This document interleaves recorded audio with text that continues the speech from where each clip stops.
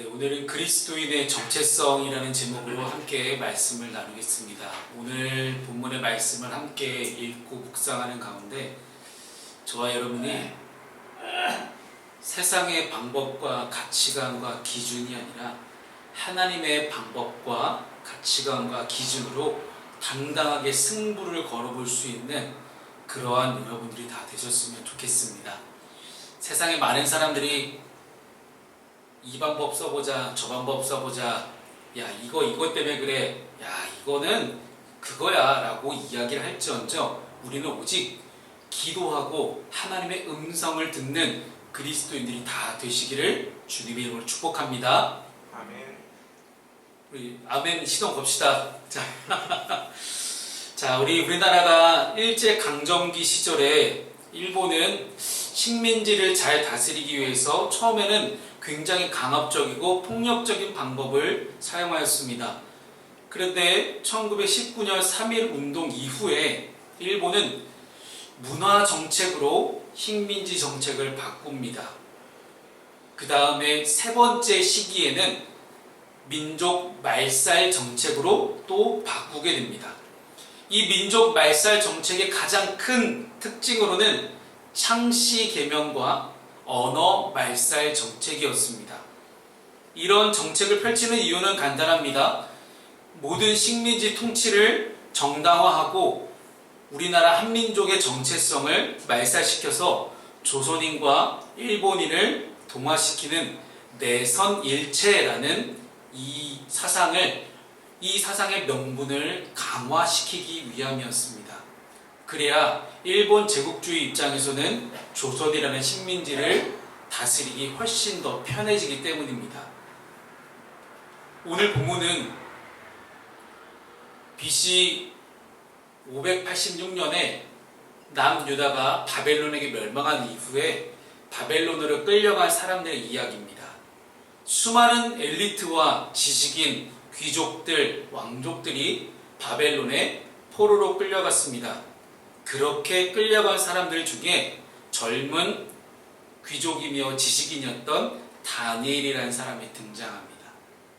이 다니엘이라는 사람이 어떻게 외국 땅에서, 이방 땅에서 하나님을 믿지 않는 나라에서 하나님 믿는 다니엘이 어떻게 총리의 자리까지 올랐는지에 관한 내용들이 다니엘서에는 많이 나옵니다. 그래서 오늘 다니엘 말씀을 통해 우리가 세상의 가치관과 기준이 괜찮아 보이고 세상의 평가와 세상 사람들의 눈에 잘 보이기 위해서 노력해왔던 우리의 모습이 있었다면 이제부터는 하나님 나라의 방법으로, 하나님 나라의 가치관과 하나님 나라의 기준으로 하나님만이 우리에게 말씀하시는 그 음성대로 여러분 선택하며 살아갈 수 있는 우리 모두가 될 수 있기를 소망합니다. 그랬을 때 하나님께서 우리 또한 다니엘처럼 지키시고 보호하시고 세우시고 인도하실 것입니다. 그러려면 틈이 없어야 됩니다. 우리 믿는 사람들이 가장 잘 무너지는 이유 중에 하나는 틈을 보이기 때문이에요. 사단과 마귀가 어느새 우리에게 찾아와서 내가 알지 못한 때에 나를 넘어뜨리기 위해서 호시탐탐 우리의 틈을 노리고 있습니다. 아무리 하나님을 잘 믿는다라고 이야기하지만 작은 틈 하나 때문에 우리는 넘어질 수가 있는 것입니다. 커다란 댐도 작은 틈 하나가 생기면 그 틈 때문에 댐이 무너지는 결과를 낳기도 합니다. 그래서 믿는 그리스도인이라면 당연히 하나님 앞에서 어떠한 틈도 보이지 않기 위해 하나님만을 의지하는 사람입니다. 그런데 인간인데 어떻게 틈이 없을 수가 있어요? 그런데 우리를 지키시고 보호하시고 인도하신 하나님께서는 사단 마귀 앞에 완전 내버려진 것 같은 우리의 모습 속에 틈을 보이지 않는 새로운 옷을 우리에게 입혀주신다는 것입니다. 우리는 그것을 칭의라고 합니다. 하나님께서 우리를 의롭다 여겨주시는 것이죠. 오직 하나님만을, 내가 다른 것 다 의지하지 않고 하나님만을 의지하겠노라 라고 결단하고 고백하고 나아가는, 내가 다른 방법 다 써보고 이것도 쓰고 저것도 다른 방법 다 사람도 의지하면서 동시에 하나님만을 의지하는 것이 아니라 오직 세상에 다른 방법 다 많은데 함께 하나님께 방법을 구하는 것이 아니라 오직 하나님께만 나의 도움을 구하는 그런 사람에게 하나님은 주인으로 찾아와 주시고 내 삶을 인도하시고 이끌어 주시고 보호하시고 지켜주시고 의롭다 여겨주신다는 것입니다. 그래서 우리는 하나님을 믿어야 합니다. 이렇게 흠 많은 우리가 사단 마귀의 유혹과 시험으로부터 나를 지켜낼 수 있는 유일한 방법은 하나님을 선택하는 것입니다. 그래서 오늘 본문의 말씀을 통해서 시험이 찾아올 때 하나님의 방법을 선택하면 하나님이 어떻게 지키시고 인도하시고 보호하시는지 그 장면을 함께 살펴보겠습니다. 우리가 시험이 찾아올 때가 많습니다. 다니엘뿐만 아니라 우리에게도 그런데요. 바벨론이라는 이 대제국을 효과적으로 관리하기 위해서는 바벨론도 식민지 지역에 우리나라의 일제강점기 때처럼 친일파 같은 사람들이 필요했습니다. 그래서 바벨론의 정책을 적극적으로 수용하고 따를 수 있을 만한 그런 우수한 사람들을 선별했습니다. 이 선별된 인원 가운데 다니엘과 셋 친구가 포함됩니다. 바벨론을 정복한 다른 식민지 출신 포로들도 있었습니다. 그 선별 과정이 3절에서 7절까지의 말씀에 쭉 나오게 됩니다. 3절은 선별 기준을 보여주고요. 4절은 무엇을 배웠는지를 보여주고 5절 말씀은 교육과 관리받은 기간을 보여줍니다. 오늘 5절부터 7절까지의 말씀을 보게 되면요. 또 왕이 지정하여 그들에게 왕의 음식과 그가 마시는 포도주에서 날마다 쓸 것을 주어 3년을 기르게 하였으니 그 후에 그들은 왕 앞에 서게 될 것이더라 라고 이야기합니다. 그 다음에 7절 말씀을 보십시오. 환관장이 그들의 이름을 고쳐 다니엘은 벨드사살이라 하고 하나냐는 사드락이라 하고 미사엘은 메삭이라 하고 아사랴는 아벳느고라 하였더라 라고 5절과 7절이 그렇게 기록합니다. 자, 이 내용은 3년 동안 바벨론의 왕궁에서 다니엘과 세 친구가 바벨론의 세계관 교육을 받았다라는 거예요. 너희들이 바벨론 사람처럼 되기 위해서 이제부터 우리의 법도를 따라야 한다. 너희들은 비록 남유다에서 끌려온 포로지만 이제 더 이상 너희들은 남유다 사람이라고 생각하지 않겠다. 너희들은 이제부터 바벨론 사람이다. 그러니 바벨론 사람답게 바벨론의 모든 문화와 풍습과 우상 숭배와 음식과 이 모든 것들을 너희들은 다 받아들여야 한다라고 그렇게 이야기하는 것이고 결정적으로 마지막에 이름을 바꿔버리는 것이죠. 바벨론 사람처럼 생각하고 행동하도록 길을 들이는 이런 것들을 가장 극명하게 드러난 장면이 포로된 다니엘과 이 세 친구를 바벨론화 시키겠다는 목표가 7절에서 너무 분명하게 드러납니다.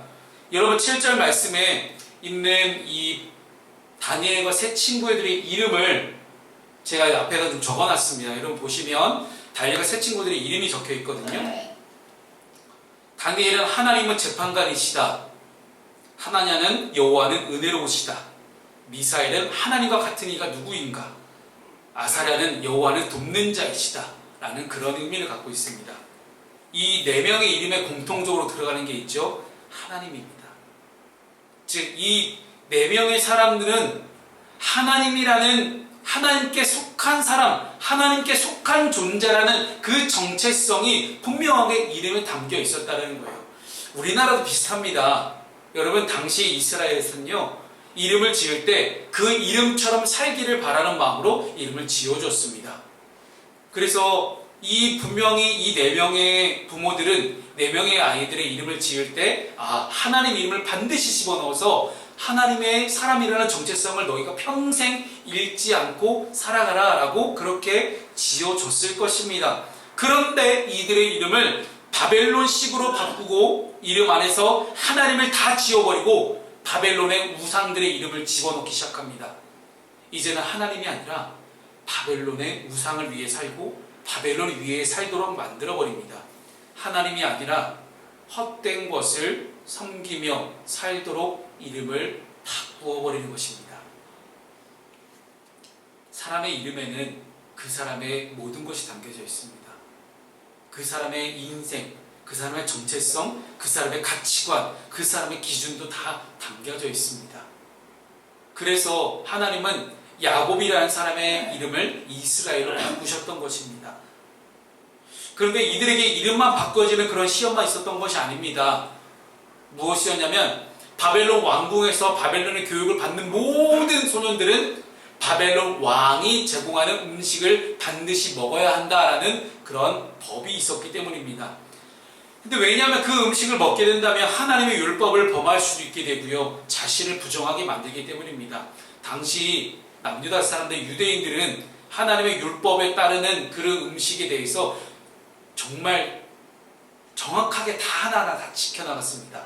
먹을 것과 먹지 말아야 될 것들을 확실하게 구분하며 그들은 왔는데, 이 음식을 반드시 먹어야 한다고 하니 얼마나 큰 시험거리가 됐겠습니까? 만약에 이 음식들을 거절할 경우에 자신들의 믿음과 신앙은 지킬 수는 있습니다만은 자신의 미래에 대해서는 장담할 수가 없는 상황이었습니다.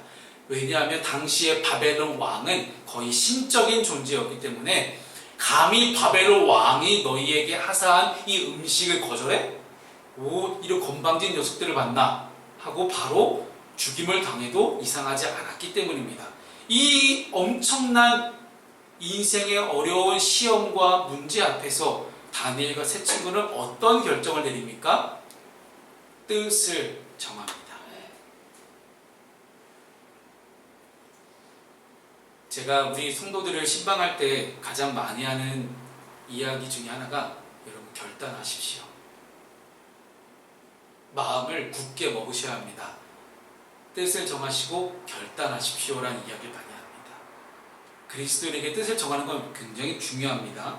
오늘 본문의 8절 말씀을 함께 우리 읽어보겠습니다. 시작. 다니엘은 뜻을 정하여 왕의 음식과 그가 마시는 포도주로 자기를 더럽히지 아니하리라 하고. 아멘. 여러분, 뜻을 정하는 것은 가장 쉽게 예를 들어보면요, 지금 이 시간에 오전 11시에 여러분들이 예배를 드리겠다는 뜻을 정하신 겁니다. 그래서 남들은 이 시간에 누워있던 유튜브를 보건 텔레비전을 보건 잠을 자건 뭔가 자기의 시간을 보내겠죠. 놀러 갈 수도 있고요, 다른 걸 할 수도 있습니다. 즉 자기 자신을 위해 시간을 보낼 수가 있습니다. 그러나 이 시간에 함께 하나님을 예배하는 저와 여러분은 이 시간을 구별돼서 하나님께 드리기로 뜻을 정한 겁니다. 그리고 하나님께서는 우리의 시간을 구별해서 하나님께 드리는 우리의 마음을 기뻐하시고, 뜻을 정해서 하나님께 결단하며 나온 우리를 너무나 기뻐하십니다.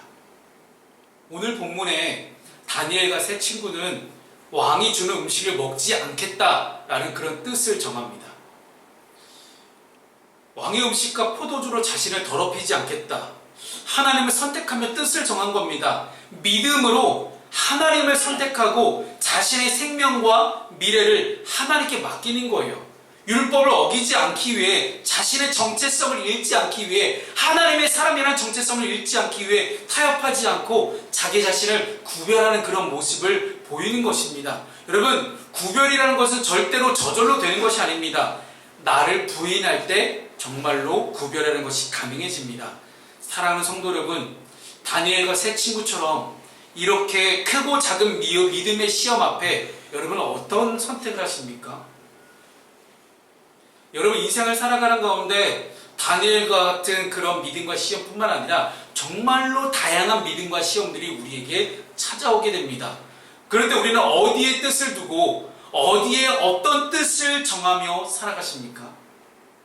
여러분 스스로 자신을 한번 돌아볼 수 있기를 바랍니다. 다니엘을 보십시오. 여러분, 다니엘은 하나님을 선택하는 방법을 자기 스스로에게 뜻을 확실하게 정해줍니다. 하나님께 자기의 생명을 맡깁니다. 우리의 믿음은 이렇게 날마다 시험을 받아요. 다니엘과 세 친구의 이름에서 하나님의 이름을 다 지워버리려고 했던 사람들이에요. 똑같이 우리의 마음의 중심에서 너 하나님 믿는 사람 맞아? 너 정말 예수 믿는 사람 맞아? 라고 이야기하는 우리의 마음의 중심에서 하나님을 지우라고 하는 그런 유혹과 시험이 날마다 우리에게 아마 찾아올 것입니다. 타협하게 만들고요. 그런데 사단은 우리의 전부를 요구하지 않습니다. 설교 서두에 말씀드렸던 것처럼 작은 것 하나를 타협하게 만듭니다. 작은 타협, 작은 틈, 한 발짝만 타협하자, 한 발짝만 양보하자, 한 발짝만 뒤로 뒷걸음질 쳐보자, 한 발짝만.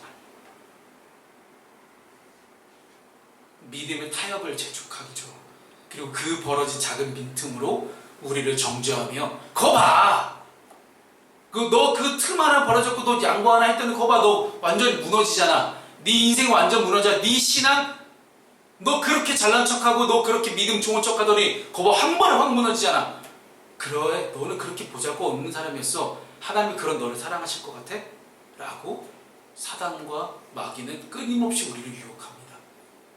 그러면서 내 마음 가운데, 내 마음의 깊숙한 곳에 부정적인 마음, 불평하는 마음, 비판하는 마음, 탓하는 마음, 그런 마음 등을 씨앗을 살짝 심어주고 도망갑니다. 그러면 그 마음에서 그 씨앗이 자라고 열매 맺어서 어느새 우리의 선택과 판단과 기준과 입술의 고백 안에는 불평과 불만과 비판과 이런 것들만 넘쳐나기 시작하는 거예요. 근데 이 불평과 불만과 비판이 남들에게도 가고요, 자기 자신에게도 갑니다. 그러니 나 스스로에 대해서, 그래, 나는 보잘것없는 사람이야. 거봐, 나는 그래 해도 안 되는 사람이었어. 그래, 나는 진짜 별볼일 없는 사람이라 과연 이런 나까지 하나님이 과연 나를 사랑하실까? 하는 그런 비관적인 마음을 품기 시작한다는 거예요.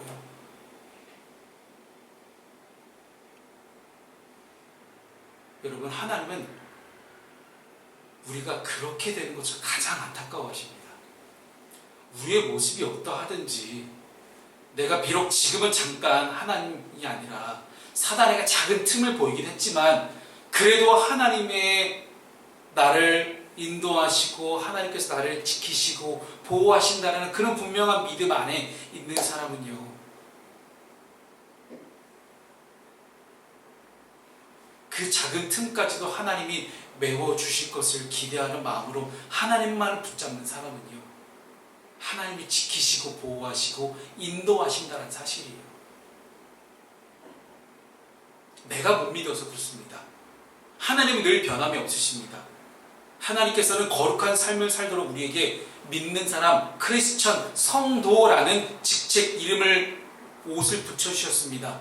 예수 그리스도의 보혈로 값을 지불한 거룩한 옷을 우리에게 주셨습니다. 이전에는 우리가 죄와 사망의 길을 걸어갔지만 우리의 발걸음을 돌이키시고 영원한 천국을 바라보며 하나님께만 나아갈 수 있는 우리의 믿음을 우리에게 주셨다는 사실입니다. 그 길을 걷는 사람들은요, 세상의 가치관과 기준이 아니라 세상의 방법이 아무리 좋아 보여도 이렇게 하면 내가 더 빨리 뭔가를 할 수 있을 것 같고, 남들은 못하는 거 내가 할 수 있을 것 같고, 이 뭔가 부정적인 방법을 잠깐만 하면, 이것만 통과되면 나 뭔가 잘 될 것 같은데 라고 이야기하는 그 모든 판단의 순간마다 성경 말씀의 가르침을 따라 사는 사람들, 그 사람들이 바로 믿는 사람, 크리스천, 성도임을 여러분 믿으시기 바랍니다.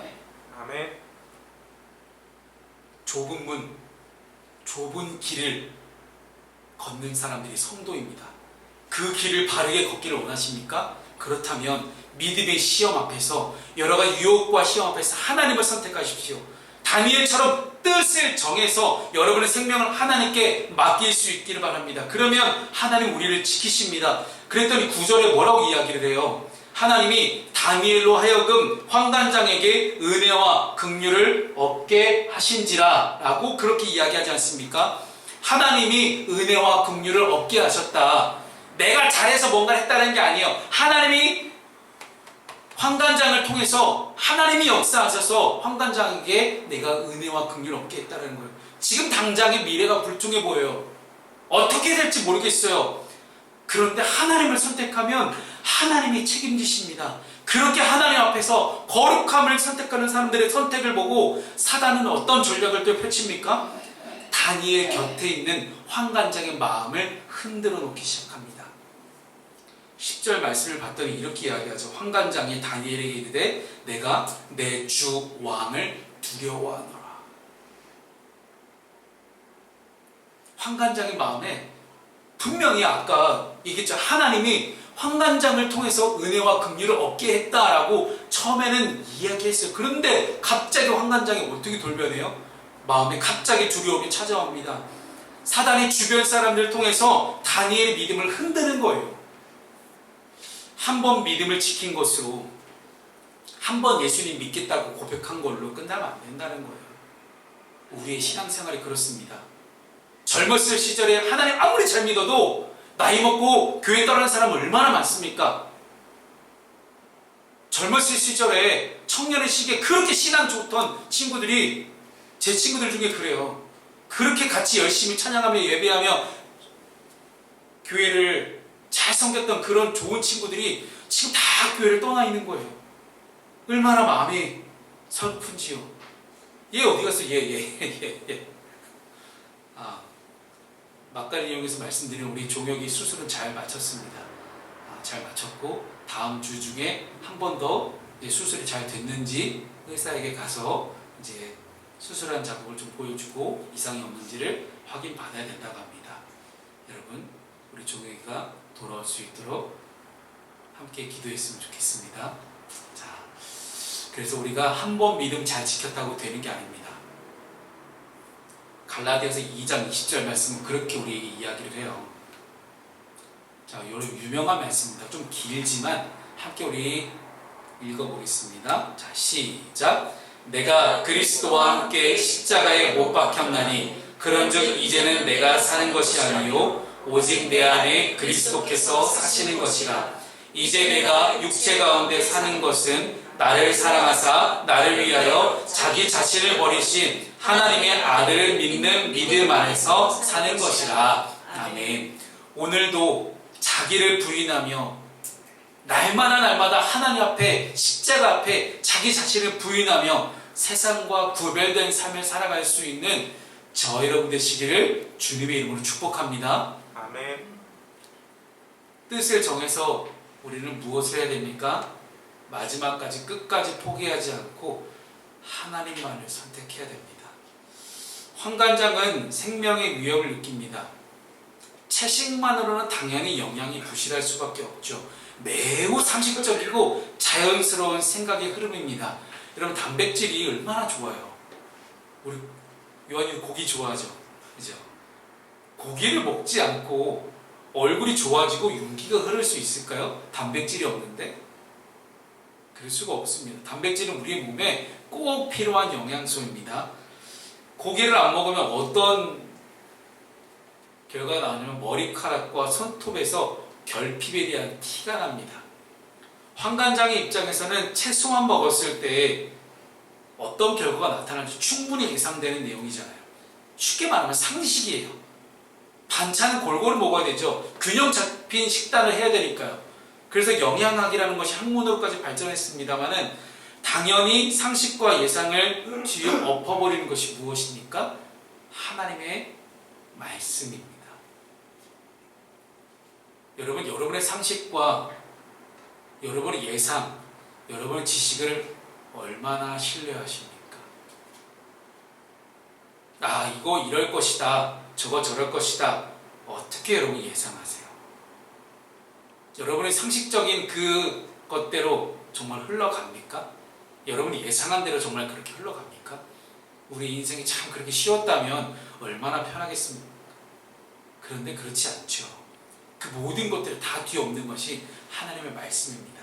하나님의 말씀을 붙잡고 세상과 구별되어 내가 오늘을 살아갈 때 우리는 하나님의 은혜를 경험하게 됩니다. 11절을 봤더니 다니엘과 세 친구가 첫 마음이 흔들리지 않죠. 한번 뜻을 정했어요. 근데 그 뜻이 변함이 없는 거예요. 저는 그랬으면 좋겠습니다. 하나님을 믿는 사람이라면 한번 하나님 앞에 뜻을 정하잖아요. 그 뜻이 변하지 않았으면 좋겠어요. 이랬다 저랬다 하지 않고 들쑥날쑥하지 않고 변함없이 늘 신실하게 하나님만을 바라보는 거예요. 채식과 물을만 먹으면서 열흘 동안 지켜보십시오라고 비교해보라고 환관장에게 오히려 담대하게 선포합니다. 자, 봐라, 고기를 먹고 있는 다른 소년들과 우리 4명은 고기 안 먹고 채소와 물만 먹을 테니 한번 비교해 보십시오. 누가 더 모습이 좋은가? 그랬더니 14절과 15절에 뭐라고 얘기합니까? 자, 함께 읽습니다. 그가 그들의 말을 따라 열흘 동안 시험하더니 열흘 후에 그들의 얼굴이 더 아름답고 살이 더욱 윤택하여 왕의 음식을 먹는 다른 소년들보다 더 좋아 보인지라. 아멘. 이러한 역사가 저 여러분 가운데 있기를 소망합니다. 아멘. 그리고 제가 예전에 우리 요한이한테 그랬잖아요. 너 시험이 오후에 있는데 왜 오전에 예배 안 드리고 가니? 너 오전에 예배 안 드리고 그렇게 시험 보러 가면 네 마음이 과연 편할 것 같니? 너 선택해라. 그랬더니 오더라고요. 한 번은 안 왔어요. 그래가지고 꾸짖었죠. 하나님을 먼저 우선순위 하자. 그 시간에 시험 문제 하나 더 본다고 시험 당락이 결정되지 않는다. 네가 보는 시험 자체가 그렇다. 실제로 그렇잖아요. 그죠? 요한은 그걸 경험한 거예요. 하나님께 먼저 우선순위를 듣고 오전에 예배하고 그렇게 편안한 마음을 하나님 주신 편안함을 가지고 오후에 시험 봤을 때 자기가 시험 붙은 것에 대해서 너무 감사한 거죠. 그렇죠? 인생이 그렇습니다. 경험해 보지 않으면 몰라요. 내가 입술로 마땅히 딱 선포해 보지 않으면 몰라요.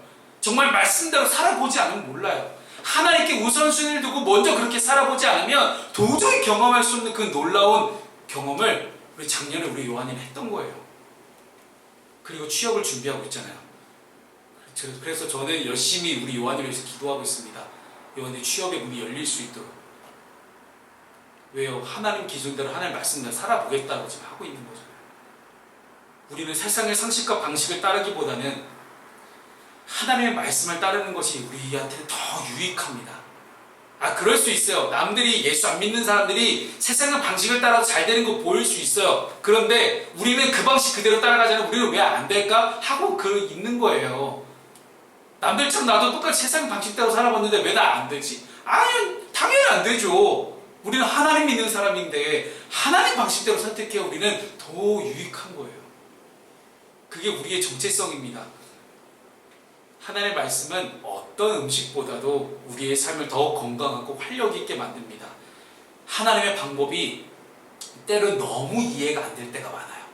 세상의 방법보다 비이성적이고 비합리적이라 할지라도 세상을 창조하시고 다스리시고 지금도 만들어 가시는 하나님을 우리가 믿는다면 마땅히 하나님의 방법을 선택했을 때 하나님께서 우리의 삶을 책임지신다는 사실을 여러분 믿으시기 바랍니다. 그래서 예수님도 이렇게 말씀하셨죠. 마태복음 4장 4절에 예수께서 대답하여 이르시되 기록되었을 때 사람이 떡으로만 살 것이 아니요 뭐라고요? 하나님의 입으로부터 나오는 모든 말씀으로 살 것이라 하였느니라 하시니. 마귀의 시험 앞에서 예수님이 선포하신 내용입니다. 자, 오늘 예배 후에 여러분 점심 식사하지 마시고 말씀만 읽읍시다 라고 이야기하면 여러분 참 마음이 어렵겠죠. 그런 이야기를 하는 게 아니라 이 다니엘과 세 친구의 믿음을 한번 우리 들여다보겠습니다. 하나님을 향한 이들의 믿음은요 선조들보다 훨씬 좋았던 것 같아요.